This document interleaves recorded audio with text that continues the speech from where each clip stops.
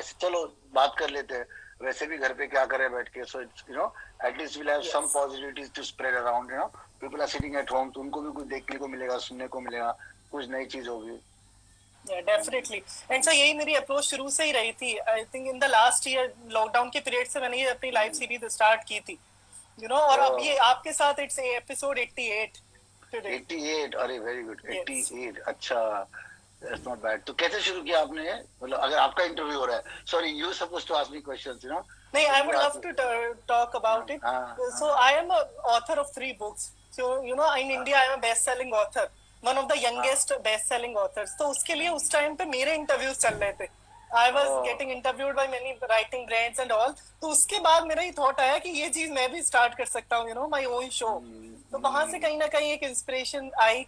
उसके वहां उस टाइम भी बहुत था, we were not having any kind of time constraints or excuses, तो वहां से ही शुरुआत हुई। But in the initial time इतना एक्सपेक्टेड नहीं था कि ये इतनी दूर तक आएंगे। Good good, you doing good, you being consistent. मैं देखता हूँ आप रोज कोई ना कोई इंटरव्यू लेते रहते हैं, and you are there, whether like कुछ भी हो आप चलते रहते हो, और रेलगाड़ी की तरह आप चलते रहते हो। वो बहुत जरूरी चीज है कि आप चलते रहो, भले लोग साथ में आए ना आए, आखिर में तो आपका कारवा पहुंच ही जाएगा। Thank you so much for saying this. And so now can we begin our conversation? Yes, please. Yes. So firstly, first thing, I am quite a curious person, and that you will know in the entire interview. So first curiosity is like you are a former pilot.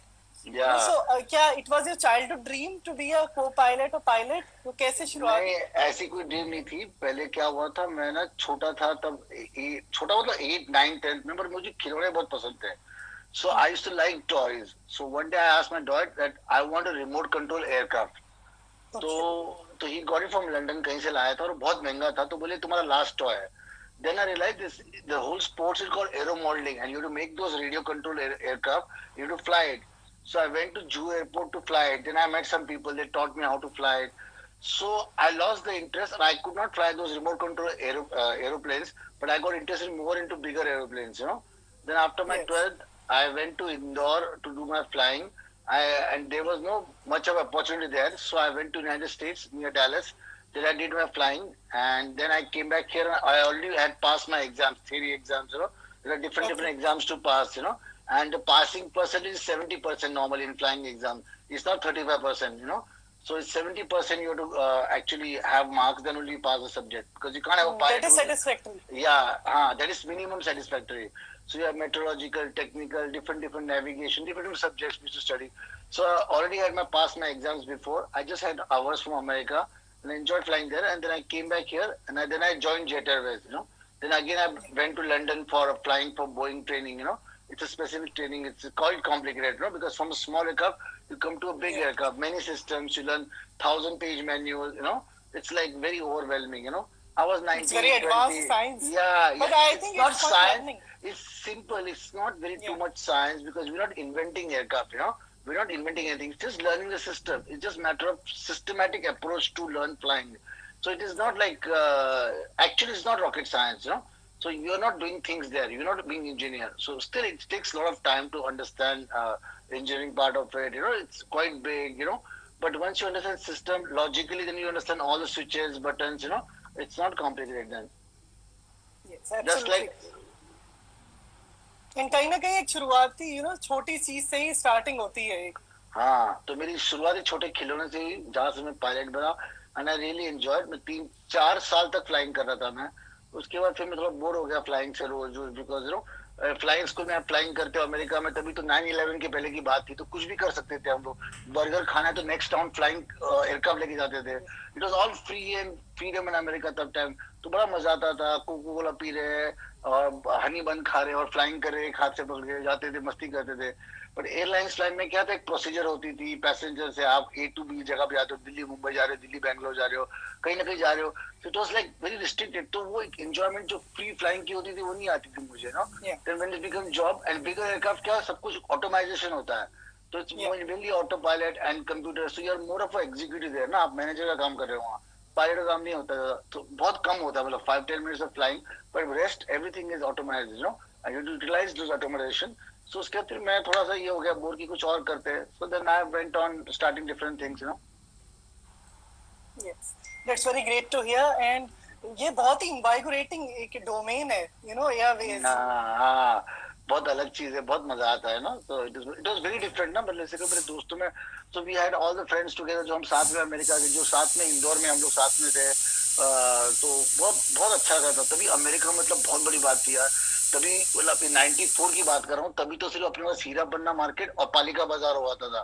तभी कुछ mall नहीं थे. और Dallas fort worth जाके हमने जब mall देखे, road देखे, कांच की बिल्डिंग देखी पहली बार, तो लगता है स्वर्ग में आ गए. It was such a big thing. और आप 18-19 साल के बच्चे, बोला आपको तो बोला दुनिया, मतलब इट वाज लाइक ये भी हो सकता है दुनिया में, ये क्या होता है ना. मतलब स्वर्ग उस तो टाइम यही तो होगा. बहुत बड़ी बात थी. बहुत बड़ा था. वही तो बोला आपको, हीरा पन्ना मार्केट और पालिका बाजार था अपने पास. दिल्ली में पालिका बाजार, हम लोग इट वाज वेरी बेसिक ना. अपना एयरपोर्ट में पंखे चलते थे तभी, क्या क्या क्या वो वाला, ये सब एयरपोर्ट ऐसा ही था. गंदा सा एयरपोर्ट था. और चीजें अपने कुछ भी नहीं थी ना. अपने यहाँ का मॉल था तो कुछ भी नहीं था अपने पास. हुआ ही नहीं था कुछ. Nothing was there, you know. तब तो स्वर्ग से सुंदर लगता था अमेरिका, यू नो. और तब वहाँ कुछ ज्यादा लफड़ेबाजी नहीं थी, टेररिज्म नहीं था, कुछ नहीं था. Everything was simple. आपको किसी को पिकअप भी करना है तो आप सीधा एयरक्राफ्ट के गेट तक जा सकते थे किसी को रिसीव करने छोड़ने के लिए. तो वो कोई रिस्ट्रिक्शन नहीं होते थे वहाँ. तो it was very nice time, no. और ये ऐसी एक डोमेन है, एक ऐसा एप्लीकेशन एरिया है जो अट्रैक्ट बहुत जल्दी करता है लोगों को, यू नो. बहुत जल्दी लोग स्ट्रॉन्ग इंक्लाइंड हो जाते हैं. हाँ बिल्कुल. यस. एंड सर बहुत बहुत अच्छे यहाँ पे कमेंट्स आ रहे हैं आपके लिए. यस. एंड सर आप 3 बार बिग बॉस हाउस में भी जा चुके हैं. Recently we have been in the Bigg Boss 14. So उसके बारे में I would love to get any experience. देखिए आप, मैं Bigg Boss season 2, Bigg Boss season 8 और बिग बॉस सीजन 14 में जा चुका हूँ.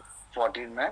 तो एक होता है, आप कितने बार भी जाओ तो एक्सपीरियंस हमेशा नया होता है, क्योंकि वो घर नया होता है, वो घर के सदस्य नए होते हैं और ऑडियंस नहीं होती है.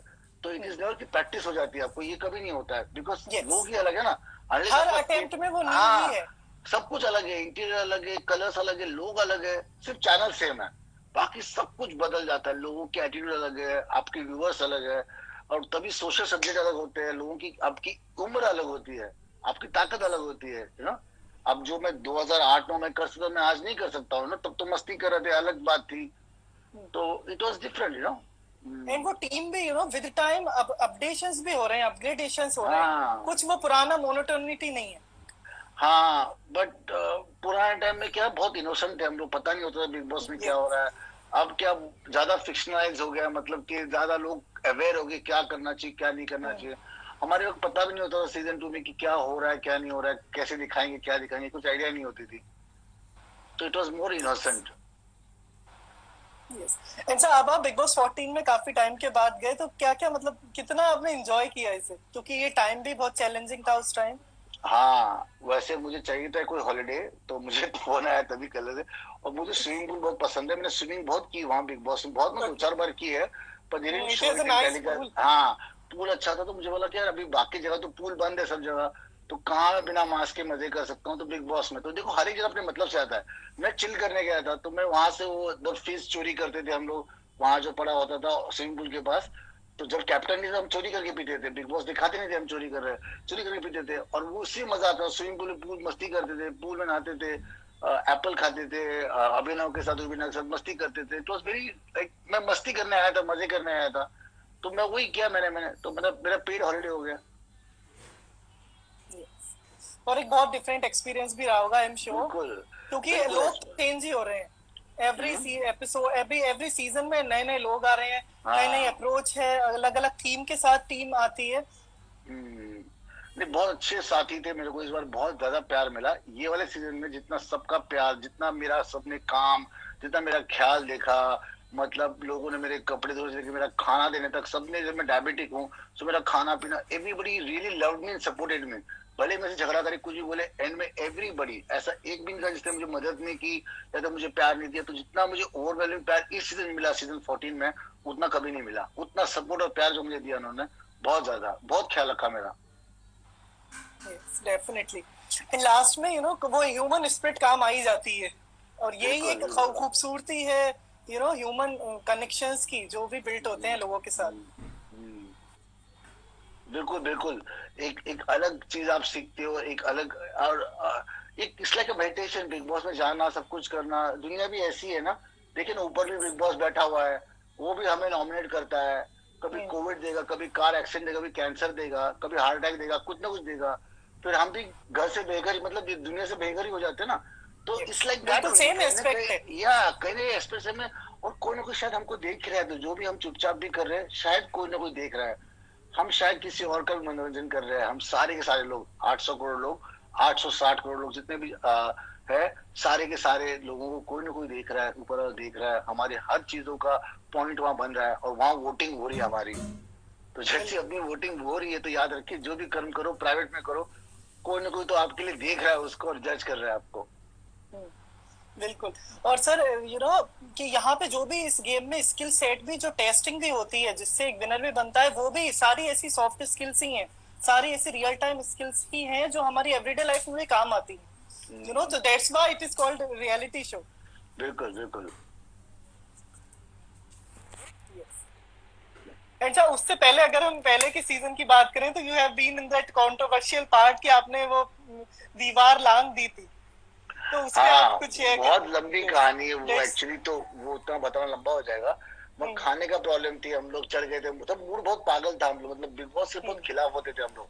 और तब बिग बॉस भी नया नया थे, मतलब सब नया क्या, हाँ, तो उनको भी कुछ पता नहीं था, इंटरमॉल को भी। तो हमारा मुंह सटक गया, हम चढ़ गए दीवार पे, एक जन कूद गया, बाकी भी कूद गया, और निकल गए भूख के मारे ना। मार्केट हम लोग काफी दूर तक भाग गए थे ना। तो वापस आ गए, उसके बाद पकड़ा हम लोग को, लेके आए, ये वो करवाया।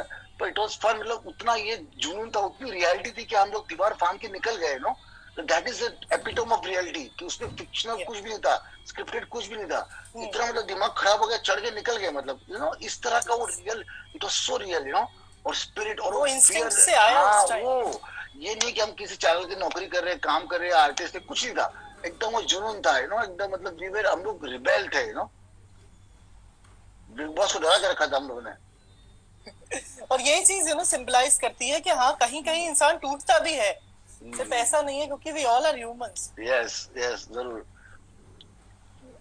एंड सर, बिग बॉस 14 में आपके फेवरेट्स कौन लोग रहे?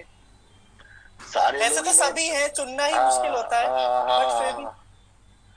देखिए, मेरे को बहुत ज्यादा प्यार अभिनव से मिला, रूबीना से मिला, बहुत ज्यादा अली यास्मीन से भी बहुत प्यार मिला, राहुल वैद्य भी खास करके, उसकी मेरी अलग जमी, मन्नू की बहुत जमी, और सभी लोग जान को मिल नहीं पाया। बहुत लोगों को तो मैं बाद में मिला हूँ एक्चुअली, बाहर आने के बाद दोस्ती बनी, जैसे जान से बनी, नैना से बनी। But everybody was very loving, very nice. Even Rakhi भी अच्छी थी, उसने भी काफी अच्छा ख्याल रखा। राखी की एक अच्छी बात थी कि वो खाना बनाती थी, खाना खिलाती भी थी। ये नहीं कि खाना बना के बोलिए खाना हो गया, वो परोस के देती थी, खिलाती थी। उसकी अच्छी बात थी राखी की। हर एक में कोई ना कोई अच्छी बात है, मैंने सबकी अच्छी बात ही ली ना। बिल्कुल, एक मिनिमम सिंगल एट्रीब्यूट तो हम किसी भी इंसान से ले ही सकते हैं। हाँ, बिल्कुल, और वो कोई उसमें एक वो नहीं कि बड़ा छोटा नहीं आता। बिल्कुल। एंड सर, आपके फादर से भी मैं काफी, I have research a lot about him, and वो भी काफी रेस्पेक्टफुल रहे अपने टाइम में, बहुत डिसेंट, बहुत रेस्पेक्टफुल, बहुत ग्राउंडेड। तो उनके बारे में आप कुछ बताइए, जो आपके फेवरेट एट्रीब्यूट्स रहे। It's a long story. I don't talk much about my father because he was in politics, तो सब्जेक्ट पूरा अलग ही है। पर हमने बहुत कुछ सिखाया उन्हें जिंदगी में। आज मेरे बेसिक प्रिंसिपल्स या बेसिक मेरा जो कैरेक्टर है, वो उन्होंने बनाया है एक अच्छा रहना, एक डाउन टू अर्थ रहना, और आपने बिल्कुल ईगो नहीं रहना, ये सब उन्होंने मुझे सिखाया है तो उनसे सीखा हूँ ये चीजें कि एक बड़े बाप का बेटा बिगड़ा हुआ नहीं होना चाहिए, और कैसा आप सादगी से जिंदगी जी सकते हो ताकत से आप विनम्र हो सकते हो। एक फलदार वृक्ष होता है, उसको झुका हुआ होता है, वो जो खड़ा होता है उसमें कुछ फल ही नहीं होता है ना। जो फलदार होता है वो झुका ही रहता है हमेशा। और बिल्कुल, ये तो इस कोविड ने, लॉकडाउन ने भी सिखा दिया कि you don't need to be egoistic. देखिए, मेरा एक कहना है इसमें, कहूंगा लॉकडाउन में, अगर आपके पेट में खाना, सर पे छत, और स्वस्थ परिवार और पारिवारिक संबंध हो, दुनिया में कुछ और नहीं चाहिए। इसके ऊपर हर एक चीज जो चाहिए हमें, वो दुख का कारण है। अगर पेट में खाना है, सर पे रूफ है, घर है, और परिवार का संबंध अच्छे, मतलब आपका झगड़ा नहीं हो रहा, सबकी हेल्थ अच्छी है, तो वही सब कुछ सुख है। उसके बाद मन तो करेगा, उसमें आप सेटिस्फाइड रहो। हाँ, बस उसके ऊपर जो भी चाहिए वो दुख है। उसके ऊपर मन करता है आईफोन 12 लूं, दुख है। उसके मन करेगा, उसकी कोई लिमिट नहीं है। उसकी लिमिट ही नहीं है, वो दुखी का कारण है, वो उससे दुखी होगा आपको, उससे सुखी नहीं मिलेगी आपको। तो अभी तो लोग सिर्फ एक सांस के लिए तड़प रहे, एक सांस, भाई और बहनों बहुत समझो, बुरी एक कंडीशन। सांस। तो एक सांस भी हम जो ले रहे, ये भी तो नसीब है, ये भी तो अच्छी बात है कि सांस ले पा रहे। लोग पता नहीं क्या क्या दिन जोड़े कि बस गाड़ी नहीं है, मैं मालदीव नहीं जा पा रहा, मैं यहाँ जा रहा हूँ, वो नहीं कर पा रहा हूँ। तो हम लोग ये नहीं, अरे लोग सांस नहीं ले पा रहे, आप सांस तो ले पा रहे हो, आपकी सांसें गिनी हुई है, लम्हे तो सबके बने हुए बन गया है, but at least you living and you got food in your stomach and roof for your head. और क्या चीज जिंदगी में, बाकी सब कुछ दुखी करेगा आपको। और बाकी सब मेटेरियलिस्टिक आज प्लेजर सारे सब कुछ टेम्परेरी हैं। सारे टेम्पररी और सारे दुख के कारण है, उससे दुख होगा आपको, वो चीज ऐड करते हो दुख होगा। आज हम क्या कहते हैं, हॉस्पिटल जाते हैं, हम बोले सब कुछ पैसा ले लो हमारा, इसको बचा दो, तब भी एंड लेकिन में वो नहीं मिलती। ये नहीं आता एंड में कि भाई ऑक्सीजन। मेरा वीआईपी एरिया है, कि मेरे को मर्सिडीज मिल रही है, पोर्शे मिल रही है, या मुझे यॉट मिल रही है, मुझे घर बंगला मिल रहा है, पर जान बचा लो भाई, मेरी मेरे परिवार की जान बचा लो, मेरी जान बचा लो, मैं बच जाऊं, कोई बस जिंदा रहना, बस ये चीज चाहिए, सांसें चलती रह रही, बस और क्या चाहिए जिंदगी में। तो अगर आप ब्रीथ कर पा रहे हैं, आप डीप ब्रीथ कर पाए, तो आप डीपली हैप्पी भी होने चाहिए। और आप वो एक्सप्रेस भी करो अपना gratitude, you must be grateful. कभी कभी होता है कि हम कंप्लेनिंग होते जाते हैं, या बस वी आर ऑलवेज डिमांडिंग। हर सुबह जब मैं उठता हूँ तो मैं ऊपर वाले का शुक्रिया करता हूँ कि ऊपर वाले तो मुझे उठाया आज। हर आदमी हर सुबह नहीं उठता, कई लोग नहीं उठते, हर एक के लिए हर सुबह नहीं होती है। तो कल की सुबह भी सब लोग नहीं उठेंगे, आज जो सोएंगे उसमें से कुछ लोग नहीं उठेंगे। तो आप ऊपर वाले का शुक्रिया कीजिए कि आप उठे, आपके परिवार वाले उठ गए, आपके सारे दोस्त सब लोग हैं, और उसका शुक्रिया अदा कीजिए और जिंदगी जिए, खुशी दीजिए। बिल्कुल। और एक वो दिन, वो एवरी न्यू डे आपको एक नई नई अपॉर्चुनिटी दे रहा है, उसके आप ठीक से यूटिलाइज करो, और वो खुद एक ब्लेसिंग है हमारे लिए। Single day count your blessings, तो ब्लेसिंग्स को काउंट कीजिए, बाकी यूटिलाइज जो करना है करो, नहीं करना नहीं करो, बट जस्ट सिंपलिसिटी में है, सिंपलिसिटी में है जिंदगी। ठीक है, वेरी ट्रू। तो सर अभी आप लॉकडाउन में या इस सिचुएशन में, या पिछली साल की अगर हम बात करें, आपने कैसे एंजॉय किया उसे? यार क्या है ना, मैं लॉकडाउन में बहुत ठीक रहता हूँ, because I watch my series, मैं खाना ठीक खाता हूँ, मैं अपने डॉगी से खेलता हूँ, और मुझे बहुत समय मिलता है सोचने का। मेरा बहुत, मैं एंग्जाइटी वाला आदमी हूँ, मुझे एंग्जाइटी इशू है, तो मैं ठीक रहता हूँ लॉकडाउन में, मुझे प्रॉब्लम नहीं रहती है, आई एम पीसफुल, बहुत पीस रहता है। ये जानने को मिलता है कि एटलीस्ट मैं सेफ तो हूँ, मैं अच्छे घर में, मेरा कुक अच्छा हुआ खाना बना रहा है, खाना खा रहा हूँ, तो बेसिक चीजों में बहुत खुशी होती है। सपोज लॉकडाउन नहीं होता तो और जिंदगी भाग दौड़ हो रही है, अरे ये क्या कर रहा है, वो क्या कर रहा है, लोगों की रेस लगी रहती है, वो तो नहीं लगी ना अभी। अब बेसिक पे चल रहा है, अभी राशन आ गया, फ्रूट्स आ गए, यार एक आम भी मिल गया तो आदमी खुश है, एक चावल भी अच्छे आ गए, आपको एक दिन अच्छा खाना भी एकदम तड़की सब्जी बेसिक चीज से आदमी खुश हो रहा है यार। इन सिंपलिस्टिक ये भी सारे प्लेजर्स होते हैं। तो वही चीजों को मैं फील करूं कि इतनी खुशी वैसे भी है, तो क्यों दुखी बनूं और सोचूं यार ये क्यों नहीं मिला मुझे, वो क्यों नहीं मिला। और इवन घर में बहुत कुछ है करने को, बस अगर हमारे एक माइंड में वो अप्रोच है, हमारा ये पूरा कोविड का साल 2 साल, ये नहीं कि हमने क्या पाया, जो हमारे पास है उसको गिनो कि क्या क्या है हमारे पास, ये इसका एहसास करो और इसका शुक्रिया अदा करो ऊपर वाले से कि ये है, बस। क्या नया नहीं, क्या है आपके पास, आपसे क्या छीना नहीं गया, ये जरूरी है।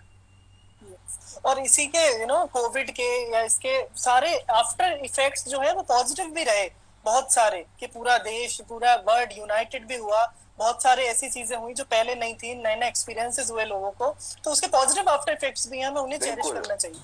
बिल्कुल, लोगों ने अपनी मतलब हैवानियत भी दिखाई और इंसानियत भी दिखाई, दोनों एक ही सिक्के का रूप है। एक तरफ हैवानियत लोगों की देखी हमने कि लोगों ने ब्लैक मार्केटिंग की, ऑक्सीजन की, नकली दवाइयां बनाई, लोगों ने खाना बाकी चीजों के लिए ब्लैक मार्केटिंग की, अपने लोगों ने की, और लोगों ने अपनी गाड़ियां बेच के लोगों ने लोगों को हेल्प की, लोगों ने कितने लोगों को खाना दिया, ऑक्सीजन दिया, मेडिसिन दी, पैसे दी, वो भी तो लोगों ने ही किया है। तो ऐसी पॉजिटिविटी को हमें इसकी तरफ अट्रैक्ट होना चाहिए।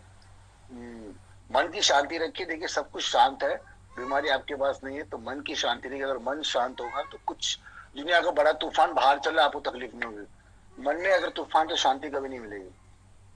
100%। अच्छा, आप रियलिटी शोज से काफी एसोसिएटेड रहे हैं, बिग बॉस भी, हम और भी शोज से आप काफी आपने एंटरटेन किया है, तो क्या बेसिक पर्टिकुलर एस्पेक्ट जो आपको बहुत अच्छा फेवरेट लगता है रियलिटी शोज के बारे में? यार मेरे को ना स्क्रिप्ट याद नहीं होती है, तो मेरे को अपने डायलॉग बोलने आते हैं, तो मुझे स्क्रिप्ट तो यू कैन डू इम्प्रोवाइजेशन या then I can talk whatever I am ना, मुझे सोचना नहीं पड़ता कि मैं कोई और कैरेक्टर बनाऊं, मैं कर सकता हूं। ऐसे नहीं मैं स्क्रिप्ट या मैं फिक्शन नहीं कर सकता, मैं बहुत भली बात ही कर सकता हूं, मैं वन टेक आर्टिस्ट में से हूं, मगर मुझे फिर वो टेंशन नहीं रहती है कि मैं I can just be Rahul, I can be just Rahul वो ऑथेंटिसिटी नहीं रहती। मैं जैसा हूं वैसा हूं, तो लोग मुझे जैसे जानते हैं मुझे वैसे ही जानते हैं ना, मैं कोई और किरदार में नहीं हूं, अपने किरदार में हूं। Yes. And you know that I personally believe कि that makes you special and extraordinary, कि वो आप extra mile effort आपका वो reflect हो जाता है उसमें। Yes, true. And sir अभी मतलब yes कुछ और मतलब future goals आपके, कुछ anything in the pipeline जो you want to share last week? यार पाइपलाइन में कुछ नहीं है, लोग झूठ बोलते हैं जब बोलते हैं पाइपलाइन में कुछ, लोगों को ऐंठे मारनी होती है अपनी कि यार पाइपलाइन में बहुत कुछ है, ऐसा कुछ फिलहाल नहीं है। कुछ अगर ऑफर आए कुछ आए तो जरूर मैं अपडेट करूंगा अपने इंस्टाग्राम पे। फिलहाल तो ऐसी कुछ जब तक कुछ फिक्स ना हो, you know, स्थिति ऐसे है भी नहीं, वैसे भी देश में स्थिति ऐसी है नहीं कि मनोरंजन के लिए कुछ शूटिंग होगी, जब मार्केट में कुछ नहीं तो मेरे लिए अलग से कुछ भी नहीं होगा, है ना। सो और मैं कभी पाइपलाइन की बातें नहीं करता हूँ, वो झूठ वाली बातें होती है। तो बस I am happy and I'm well, and I hope everybody stays happy. Pray for the country. Pray for everyone's mental peace. Yes, that is very necessary. Mental virus मत लाओ दिमाग में। देखो फिजिकल वायरस आए ना आए पता नहीं कितना, एक हद तक हम उसको रोक सकते हैं, मेंटल वायरस को हम जरूर रोक सकते हैं। Absolutely. So with this it's a wrap and it was wonderful pleasure talking to you, short and crisp, and I loved your entire thoughts and ideology. Thank you so much for coming. Okay, thank you. Save this chat so people can listen to it. Yes, sure. Okay, thank you. And best of luck in your future endeavors. Thank you. Thank you. You're very good. Bye bye. Yes. Bye bye.